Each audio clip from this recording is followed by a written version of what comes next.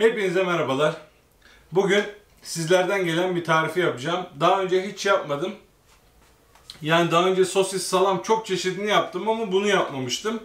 Kanalda zaten sucuk sosis tarifleri diye bir bölüm var. O bölümden daha önce yaptıklarımı izleyebilirsiniz. Bugün mortadella yapacağız. Mortadella nedir? Bu İtalyanların meşhur bir salamı. Yani birkaç çeşidi var. Ama İtalyanlarınki yani şöyle bir resmen bir çocuk kadar salam yapıyorlar. Hani bizim o kadar kalın kılıf bulma şansımız yok. O kadar fazla açıkçası ete de ihtiyacımız yok. Biz birazcık daha böyle hani insani ölçülerde yapmaya çalışacağız bugün. Arkadaşlar daha önceden de sosis salam tariflerinde yine aynı sistemi kullanıyordum. Biliyorsunuz orijinalde bu tür salam sosislerin %90'ı domuz etinden yapılır. Ben domuz eti yemiyorum. Ben dana etinden yapıyorum genellikle. Bazen kuzu da karıştırıyorum. Şimdi bugün burada 1,5 kilo dana tırancım, 1 kilo dana yağım var. Sarımsağım var. 2,5 kiloya göre ayarladım ben kendime. Aşağı 1 kilo için ölçüleri yazarım. Neler var sayayım? Beyaz biberim var. Tuzum var. Muskat var. Kişniş var. Zencefil tozu var. Birazcık da defne yaprağı var. En son kullanmak için de şöyle biraz fıstık, biraz tane karabiber, biraz da daha önce bir videodan hatırlayacağınız antrikotun sırtından çıkardığım yağlar var. Lafı uzatmayalım, hadi başlayalım. Evet arkadaşlar, böyle bir tranç etim var. Bu mümkün olduğu kadar yağsız bir et. Bunları böyle tercih etmemin sebebi salam ve sosislerde direktman yağ oranını dengeleyebilmek. Yani bunu farklı etlerden yapabilirsiniz ama hani tam olarak böyle yağ dengesini ayarlamak istiyorsanız bu tarz bir şey tavsiye ederim. Şimdi makineye gireceği için şöyle göz kararı küçük parçalar haline getiriyorum etlerimi. Etlerimi 1 saat kadar derin dondurucuya koydum. Bu işte en önemli olan konu her şeyin soğuk olması. Hatta bakın şunu az önce göstermedim ama şunu bile dün geceden beri buzlukta tuttum. Bakın dışı şu an donuk vaziyette yani. Buz gibi. Öncelikle etiniz soğuk olacak. Bu soğuk olacak. Eğer kendi makinenizde yapıyorsanız ilk önce büyük aynayla yapın. Direkt kasaptan alacaksanız bu şekilde 3 milimlik aynayla çektirirsiniz. Şöyle 1,5 kilo kıymamızı iri aynayla çektik.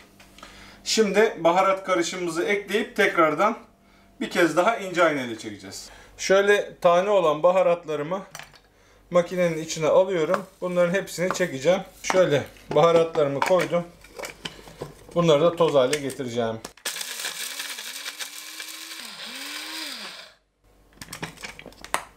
Şöyle bunlar da hazır.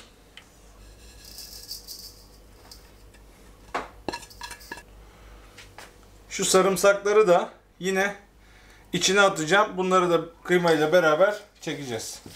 Şu baharatlı karışımım burada beklerken ben de şimdi şu yağları aynı şekilde çekeceğim. Yine geniş aynayı kullanıyorum.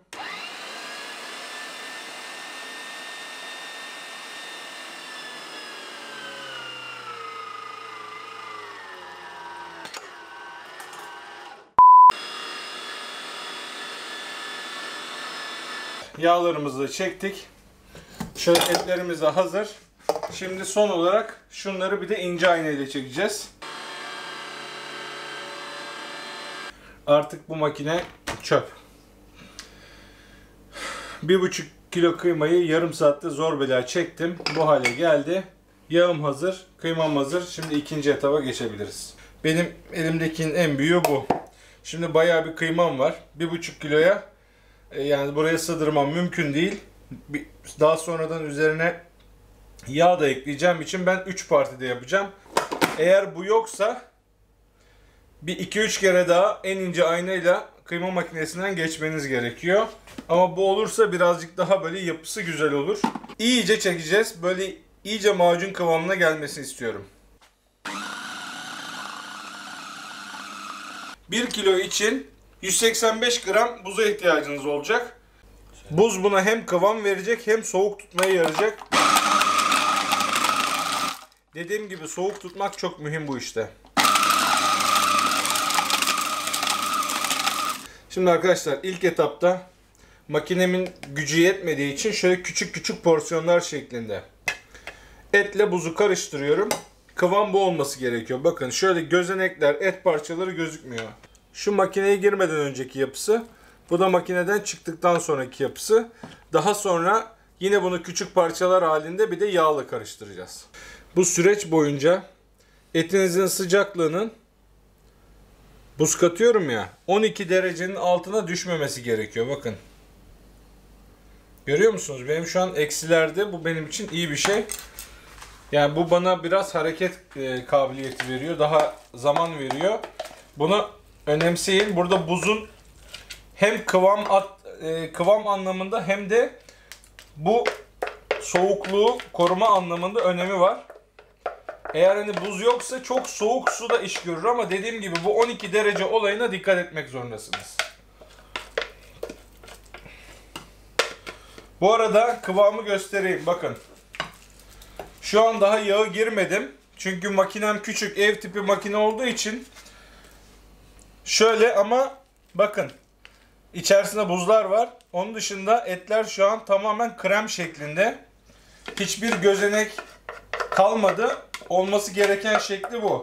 Şimdi bunu yağla karıştırmam lazım ama makineyi biraz zorluyor. Makine ısındı iyice. Şimdi bu karışımın içerisine bir miktar yağ koydum. Şimdi ikisini harmanlıyorum. Şimdi arkadaşlar bakın. Az önce bir makineyi yaktık. Bir tane makine hayırlı işler. Bu kıvam aslında doğru kıvam. Ama bunu yaptığım makine işi taşımadı. Yandı. Şimdi ne yaptık? Biz bunda devam ettik.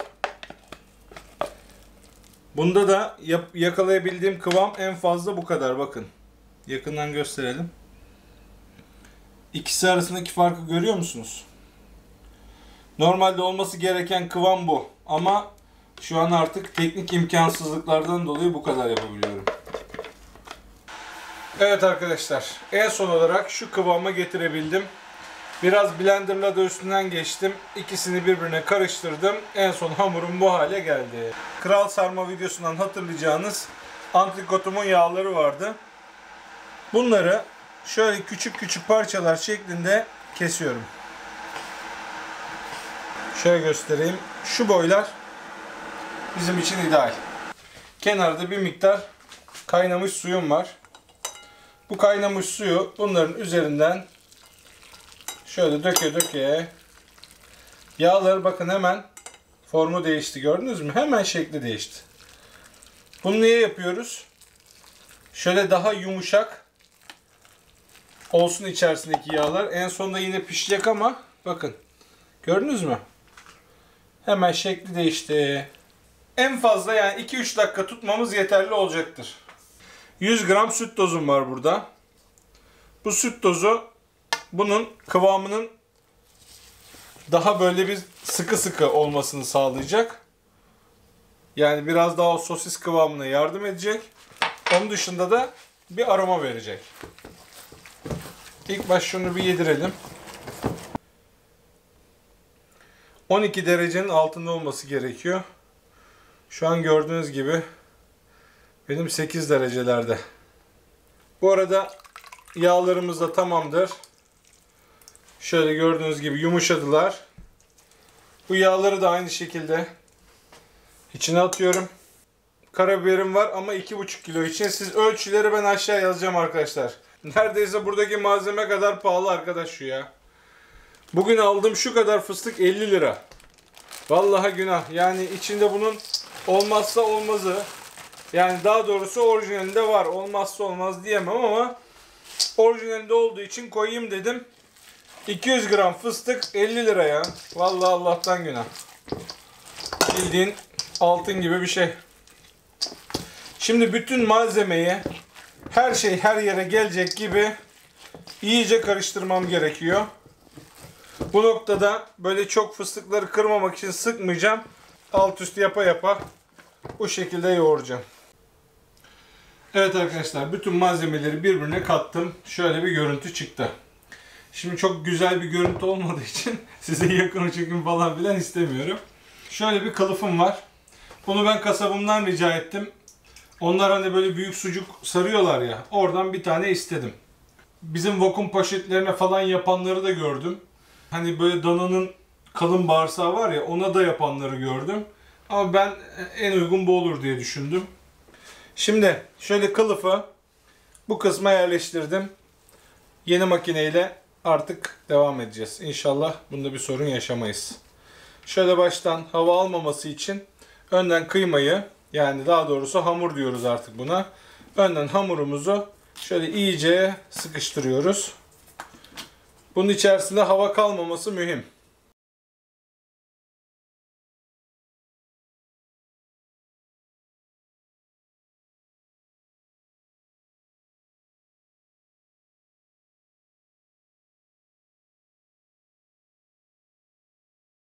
Evet arkadaşlar, gördüğünüz gibi üstüm başım her yerim vallahi battı. Bence göremedikleri gibi. Yani bunun kamera arkasını göstersek falan aslında o video 2 milyon falan izlenir herhalde. Yani nasıl cebelleştik doldurmak için. Ya orayı ben şimdi kesmeyeceğim. Direktman hızlandırılmış koyacağım ama 2 kişi anca yaptık. Yani bir tane blender gitti. Bir tane kıyma makinesi gitti. Yani ne o? Bir evde salam yaptık. Neyse, yapacak bir şey yok. Şöyle iyice ne sıkıştırıyorum. Şimdi buradan aynı bu tarafını yaptığım gibi bir iple bağlayacağım. Ondan sonra benimkinde şu an hava kabarcığı göremiyorum ben. Ama eğer hava kabarcığı görüyorsanız bir tane iğneyi biraz ateşte ısıtın, tık tık tık tık o hava kabarcıklarını alın. Bu şu an gördüğünüz gibi yumuşak. Yani tamamen hamur kıyma formunda. Ben bunu şimdi dolaba koyacağım. Bugün de açıkçası yoruldum. Yani direkt de fırınlayabilirsiniz ama benim şu an sabahtan beri sırtım mahvoldu. Şimdi ben bunu yarına kadar buzdolabına koyuyorum. Yarın fırınlama işlemini yapacağız. Yarın görüşmek üzere. Ertesi günden tekrar merhaba. Dün bayağı yordu beni bu. Şimdi bugün bir gün dinlendirdim şu durumda. Şimdi artık fırınlama noktasına geldik. Normalde birçok tarifte bunun haşlanarak pastörize edildiğini de görebilirsiniz ama İlk başta dediğim gibi ben biraz orijinaline bağlı kalmaya çalışacağım. İtalyanlar bunu fırınlayarak yapıyorlarmış. Ben de o şekilde pastörize etmeyi düşünüyorum. Şimdi bu aşamada şeklinin bozulmaması için bunu bağlamamız gerekiyor. Şimdi bağlama işlemini göstereyim size. Şöyle ucundan bir kısmına bir normal düğüm attım. Ondan sonra şöyle ipi gerdirerek buraya alıyorum. Bir tur çeviriyorum. Tam tur çeviriyorum şöyle. Çeviriyorum tam arkasından. Şöyle yine gergin bir şekilde bu tarafa alıyorum. Yine bir tam tur çeviriyorum. Daha sonra bu bölümden şöyle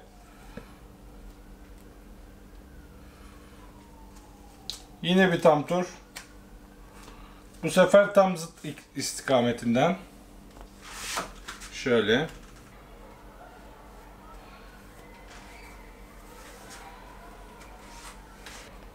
aradan bir düğüm alıyorum.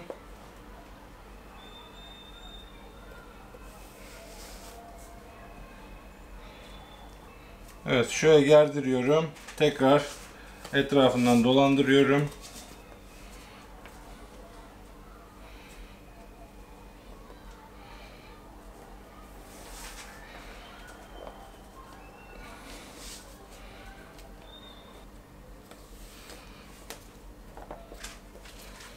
Evet. Bu kadar yeterli öyle zannediyorum. İşlem tamam. Normalde bunu dik asmak gerekiyor ama benim fırınımın boyu buna yetmedi. Altına şöyle bir tepsiye kaynar su koydum. Şöyle ızgara telinin üzerinde kapağı kapatıyorum. İçeride hem hava akımı olsun hem buhar olsun. 80 derece gördüğünüz gibi ayarlı. Şimdi 3 saat kadar buna bırakacağım. 3 saat sonra kontrole geleceğim. Evet arkadaşlar. Şöyle gördüğünüz gibi tam 3 saat oldu. Etimizin durumu bu şekilde. Şimdi açalım bakalım. Şu an dışı böyle var ya, patlayacak gibi yani. Balon gibi şişmiş. Bu tür kıymaların normalde 71 derecedir ama garanti olması açısından bu tür sosis tariflerinde 74-75 dereceyi ararız. şöyle görünüyordur. Şu an daha 60.5 derecelerde. Yani daha yolumuz var. Bakın bu arada sular nasıl çıktı. Veriyorum geri. Şu an saat gece 2:18. 73 dereceye ulaştık. Buradan da görebiliyorsunuz. Saat 7,5 saat olmuş tam. Artık istediğimiz noktaya geldi salamımız. Alabiliriz. Evet arkadaşlar, şöyle salamımızın son hali budur. Son olarak şöyle üzerinden buzlu suyumuzu döküp salamımızı soğutuyoruz. Gece yine 2:30 oldu. Yine bayağı uğraştık. İnşallah bu yemeğimize değer. Ben bu şekilde bir 5 dakika tutacağım. 5 dakika sonra artık soğuduğu zaman yarın kesmek üzere buzdolabına alacağım. Yarın görüşmek üzere. Evet arkadaşlar, uzun bir maratonun sonuna geldik. Yani şunu isteyen arkadaşın gözlerinden öpüyorum. Arkadaş böyle bir tarif yok ya. Vallahi beni de bitirdi, makineleri de bitirdi, perişan etti. Mustafa? Hacım nasıl olmuş? Vallahi ya görüntü harika. Değil mi? Çok güzel oldu. Ama ben şimdi sana bakıyorum. Bir tane blender gitti. Bir tane kıyma makinesi pert. Yağları çekerken kıyma makinesinin kilidi bozuldu. Nasıl biliyor musun? Kas yaptım. Böyle bir taraftan tutuyorum, bir taraftan falan. İnan bunun kamera arkasını koysam bu videodan çok güzel. Vallahi kamera arkasında ben bile gittim. Şey aldım. Kıyma makinesi. Kıyma makinesi aldım vallahi. Kıyamadım ona, gittim dedim bir tane kıyma makinesi. Evet, şimdi ne yaptık? En son 7 saat biliyorsunuz, 7,5 saat fırınlamıştık. Gece 2:30'da bitti. O gece ben koydum. Ertesi günde açıkçası pert olmuşum, yemedi yani. 2 gündür dolapta. Şimdi fırınladıktan 2 gün sonra tekrardan şöyle artık bu iplerle işimiz bitti. Şöyle şekil itibariyle böyle dümdüz falan filan olmadı. Hani ipler falan filan ama önemli değil yani. Ha? Yeter be ya, bu kadarına da Yani. O amatör parçalarla yapılan sucuk. Öyle tabii. Yani ama şöyle normalde Vallahi ben bunu da beklemiyordum açıkçası. Vallahi beklemiyordum. normalde bu böyle dik şekilde pişiriyorlar ama benim fırına sığmadı. Bu arada bunu tartmayı unuttum. Bir merak ediyorum. Bacım kilosu kaça geldi? Bir hesaplayalım şimdi. Oğlum 2,5 kilo. 2,5 kilo. 2476. Vallahi 100 lirayı rahat geçti. Ne? 100 lira zaten etin maliyeti. Makineleri koymayacağız mı? Ama kiloyla konuşmuyoruz mu? Tamam. Etin zaten içinde kıyması. Fıstık var baba. 50 liralık fıstık var bunun içinde ya. Ama 2 kilo Mustafa. 2 kilo, abi 2 kilo et zaten Tabii. 60 liradan 120 lira. Tabii zaten o kadar 120, kıymaya 120. şeye verdik ya. 125-150 lira. Vallahi arkadaş Mustafa gönlüne göre yaptı bunu. Arkadaşlar inşallah beğenir. Beğensin zaten. Vallahi yazık günah. Ya. Yemin ediyorum ya. Hadi bakalım keselim. Bismillah kesiyorum. Baş kesemedim ama olsun. Gerçekten He? aferin. Olmuş be. Kokusu bile başka. Hayatta yemem ama bunu yiyeceğim. Evet arkadaşlar. Gayet güzel oldu. Of, kokuya bak ya, nasıl bir baharat kokusu aldı ya. Evet, Vallahi harbiden kokusu çok güzel aldı ya. kokuyor. Hurma gibi salam. Eti içindeki tamamen 1. sınıf et yani. Evet. Hani hiç dandik bir şey yok. Yok. Bakın gayet güzel oldu.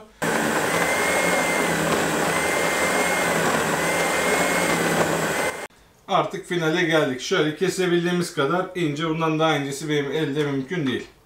Benim dolabım normalde et dinlendirdiğim için ortalama işte 0,5 dereceler, hatta bazen eksi yarımlara kadar düşüyor. Şu an bu ciddi donuk. Yani bir istersen şöyle bir tadalım ama normalde olması gerekenden biraz fazla donuk. Olsun. Arkadaşlar müsaadenizle tadıyoruz. Ya. Bu Mustafa normal yemediğimiz salam. Tam bu. Evet. Yani bildiğin salam ama yani baya Evet. böyle et tadında bir salam. Baharatlar falan hiç baskın değil. Anlayabiliyor musun böyle bir hani? Hayır, et şimdi karabiber tabii kokusu. O zaten bütün kokusu karabiber daha var, beyaz biber var. Bunu kesince koku saldı yani. Evet. Ama mesela bak bunun içerisinde bizim damak olarak çok alışık olmadığımız baharatlar var. Tamam canım. Belki adını bile duymamışsındır birçoğunu. Ama hiç böyle rahatsız edici hiçbir şey yok Hayır, yani. hayır, hayır. Gayet böyle hani iyi kalite salam gibi yani. Tadı böyle. Ama arkadaşlar ev şartlarında gerçekten çok zor. Yani ben bu işe gerçekten gönül vermiş biri olarak Evet. azimle uğraştım. Gerçekten benim yerimde başkası olsa çöpe atardı bu yani. O kadar bunalttı bir ara beni. Ama hadi dedim başladık çekelim. Samimi söylüyorum yani hem çok yordu hem gerçekten hani ev şartlarında zorluyor. Makine olarak biraz daha böyle biraz sanayi tipi makine arıyor. Belki yarım kilo 1 kilo yapsaydık bu kadar zorlanmazdık. Ama yani şu Tamamen 3 sanayi kilo iş. evet 3 kilo Sanayi. beni yordu yani bu açık ve net. evde yapılacak bir şey değil. Değil. Çok bulaşık çıkardı, makineleri mahvetti falan. Helal hoş olsun. Yani diyeceğim biraz uğraştırdı. O yüzden size özellikle bunu yapın demiyorum. Daha küçük porsiyonlar şeklinde yapılabilir. Yarımşar 1 kilo şeklinde falan hani böyle daha küçük kılıflara. Mesela ben özellikle orijinali böyle şu kadar falan yani mortadellanın. Tabi sanayi sonuç olarak bu odadan büyük fırınları var adamların. Ben ev şartlarında yapabileceğimin en iyisini yapmaya çalıştım. O yüzden de biraz kalın tuttum ama sadece fırınlaması 7,5 saat sürdü. Özellikle yapın diye bir ısrarım yok yani. Yapmak isteyenler buyursun yapsın. Yani gerçekten lezzeti güzel. Artık orasını da babam anlatsın. İlk başta eline koluna sağlık. Afiyet olsun. Allah için harika bir şey. Zaten bunlar yemediğimiz şeyler yani. Evet. Piyasada bunu nasıl yiyeceğiz? Bu kalite bunu adam yaparsa bunu 150 lira 200 liraya satması lazım. Burada Aynen 2 öyle. ay olmaz. Aynen. Ama çok değişik, çok farklı. Araması harika. Evet. Harika. Harika da yani milletin yapacağı gibi değil. Değil. Birkaç kişi daha doğrusu bana bunu yazdı. Abi mortadella yapar mısın? Hatta böyle 1-2 tarif daha var yine bunlar gibi beni uğraştıracak. Hani ben bunları listeye yazıyorum. Ara ara da hadi diyorum bir değişik içerik olsun yapayım ama gerçekten bir tarif beni bu kadar zorlamamıştı daha önce. Yani evi alt üst etti. Evet hacım var mı eklemek istediğin Bu bir kadar. şey? Allah razı olsun. Arkadaşlar umarım beğenmişsinizdir. Gerçekten emek verdik. İnşallah emeğin karşılığını alırsın. İnşallah yani Evet. bu videoları da beğenirseniz, arkadaşlarınıza önerirseniz çok memnun oluruz. Bu arada kanalımıza abone olmadıysanız hala lütfen abone olun ve arkadaşlarınıza önermenizi rica ediyorum. Umarım beğenmişsinizdir. Bir sonraki videoda görüşmek üzere. Kendinize iyi bakın. Hoşça kalın. Allah'a emanet olun. Hadi.